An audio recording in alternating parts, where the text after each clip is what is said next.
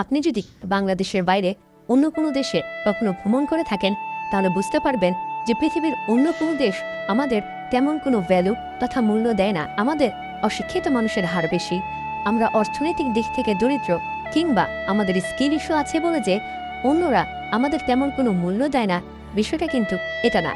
পৃথিবীতে এরকম অনেক জাতি আছে যারা দরিদ্র, শিক্ষার হারে আমাদের থেকে পেছানো, কিন্তু তবুও অন্যরা তাদের অনেক মূল্য দেয়।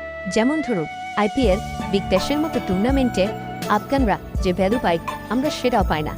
IPL-এ আমাদের যে বিলো স্ট্যান্ডার্ডের প্লেয়ার নেওয়া হয় যেমন করিম জান্নাত, কিন্তু আমাদের নেয় না। এমনকি অস্ট্রেলিয়া থেকে ইংল্যান্ড, পাকিস্তান থেকে নিউজিল্যান্ড আমাদেরকে কেউ কোনো আলোচনায় পাত্তা পর্যন্ত দেয় না। জেসন গিলেস্পি, জনাথন ট্রাকরা পাকিস্তান, আফগানিস্তানের কোচ হয়, কিন্তু আমরা এখন আমাদের জন্য কোনো কোচই খুঁজে পাই না। আরও একটা বিষয় হচ্ছে আমাদেরকে কেউ কোথাও নিতে চায় না, কারণ হচ্ছে আমরা অনেক আনকালচার্ড।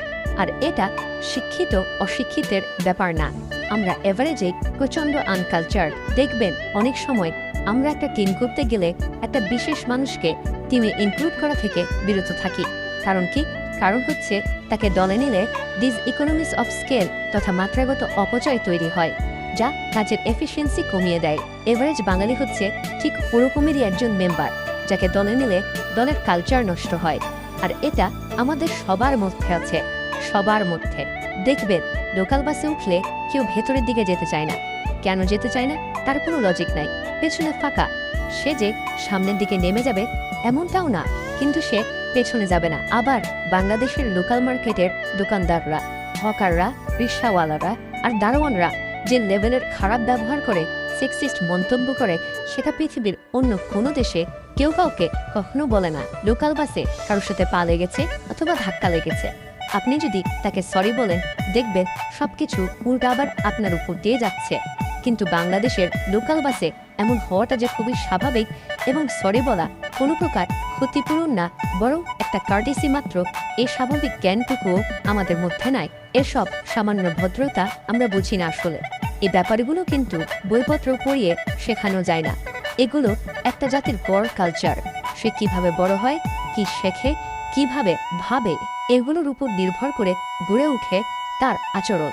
আমাদের শিক্ষিত সমাজ যারা, তারাও কম যায় না। আমরা যতগুলো শিক্ষককে সালাম দেই সবার কাছে কি সালামের উত্তর পাই বলুন? সাধারণত পাই না, বড়জোর 1% কাছ থেকে পাই। একটা সালামের উত্তর দিতে কতই বা সেকেন্ড লাগে, তারা কতই বা ব্যস্ত থাকে যে একটা সালামের উত্তর পর্যন্ত দিতে পারে না। আসলে পারেন কিন্তু দিতে চান না। এটাই আমাদের কালচার। আমরা এরকমই। এখানে শিক্ষিত অশিক্ষিত কোনো ইস্যু না। একটু উপরে কারোর সাথে কথা বললে দেখবেন সে কখনো থেমে দাঁড়িয়ে কথা বলে না।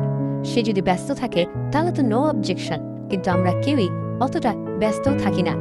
হাঁটতে হাঁটতে কথা বললে আমরা নিজেদেরকে সুপিরিয়র বলে মনে করি, আমরা নিজেদেরকে গুরুত্বপূর্ণ অনুভব করা শুরু করি।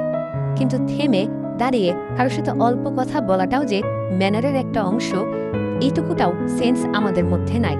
আমরা এটা ভাবতেই পারি না অন্য একটা মানুষকে ভ্যালু দেওয়া যে শিষ্টাচারের একটা অংশ হতে পারে। ফুড রেঞ্জার্সের বাংলাদেশের ভিডিওগুলো যদি দেখেন দেখবেন বিদেশি পেয়ে কেমন করছে।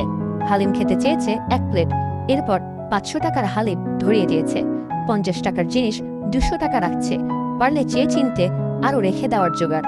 ওই যে আমারে দিতে কইছে ওই লোকের মতো। উপমহাদেশের দোষ দিবেন? আচ্ছা, এবার পাকিস্তানের গুলোই দেখেন, কেউ টাকা নিতে চায় না, বলছে মেহমান। 1 2 না, প্রায় সবাই। কেউ টাকা নিতে চাচ্ছে না। যদিও খুবই ছোট একটা স্যাম্পলিং, তবুও এতে 2 দেশের গড় মানুষের ভেতরের আচরণ সম্পর্কে ধারণা কিন্তু পাওয়া যায়। আসলে আপনি শেওয়ার অ্যান্ড মারিয়া ইউটিউব চ্যানেলের শেওয়ারকে ভালোভাবে খেয়াল করলে দেখতে পাবেন সে যখন বাইরের মানুষের সাথে কথা বলে বা অপরিচিত কারোর সাথে কথা বলে, বসিয়ে কথা বলে, বুঝবেন সে আমাদের চেয়ে কতটা আলাদা। আমরা এভারেজেই অনেক আনকালচার্ড, আর সেজন্যই রাস্তায় কাউকে দেখে পোশাক নিয়ে কথা বলি, মোরাল পুলিশিং করি। আর এই বিষয়গুলো এমন না যে টেক্সট বুক পড়লেই কেউ সবকিছু বুঝে ফেলবে। আমাদের বড় বড় স্কুল, কলেজ, ইউনিভার্সিটিগুলোতে কত যে আনকালচার্ড মানুষ আছে সেটার কোনো হিসাব নেই। আসলে ওদেরও কোনো দোষ নেই, আমরা সবাই তো এরকমই। কালচার বিষয়টাকে তো ভেতরে লালন করতে হয়, আর আমরা লালন করতে পারি না। আমাদের মধ্যে নাই বলেই আমরা যেখানেই যাই না কেন সেখানেই স্ট্রাগল করি। তাই কেউ আমাদেরকে পিক করতে চায় না, স্কলারশিপ দিতে চায় না, চাকরি দিতে চায় না, দলে নিতে চায় না, কারণ আমরা পরিবেশ নষ্ট করে ফেলি। ইংল্যান্ডের ইস্ট লন্ডন এলাকায় যেখানে অনেক বাঙালি থাকে, ওই জায়গাটার নাম হয়ে গেছে বাংলা টাউন। বেশ ভালো কথা, ব্রিটিশ এলাকাতে বাংলা টাউন, কিন্তু ইংল্যান্ডে সবচেয়ে বেশি খাদ্য ভেজারও মেকি পাওয়া যায় ওই বাংলা টাউন এলাকাতেই।